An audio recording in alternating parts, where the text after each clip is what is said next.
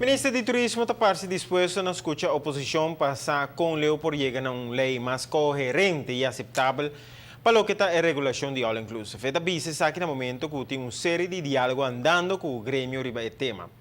Según el comentario de mandatario, tiene estudio na riba mesa para definir como estará atender que tendencia de All Inclusive na Aruba.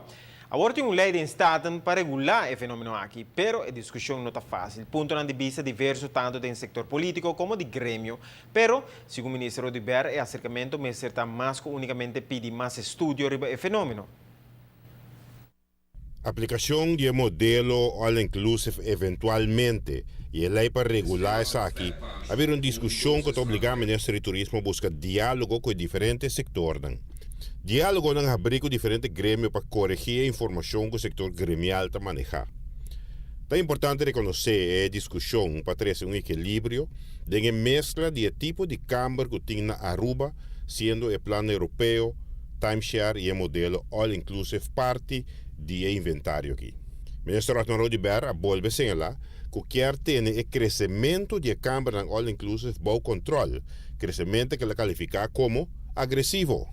Agora, a pedir para políticos que estão discussão sobre all inclusive para definir um ponto de vista se não está carne ou fiscal.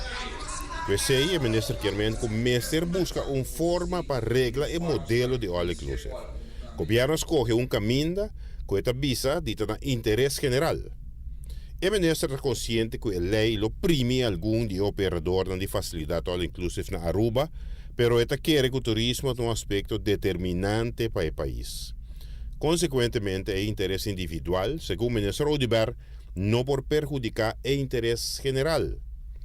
O ministro avisou-nos que quer escutar de partido de oposição com se está a melhor maneira para atender que modelo de all inclusive, mas que unicamente pedir mais estudo, já que segundo nós estamos em overtime para pedimento de estudo.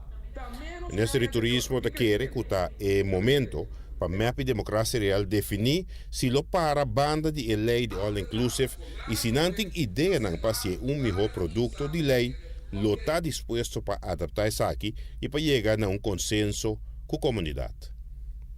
Giovanni Müller, Notícia da Noite.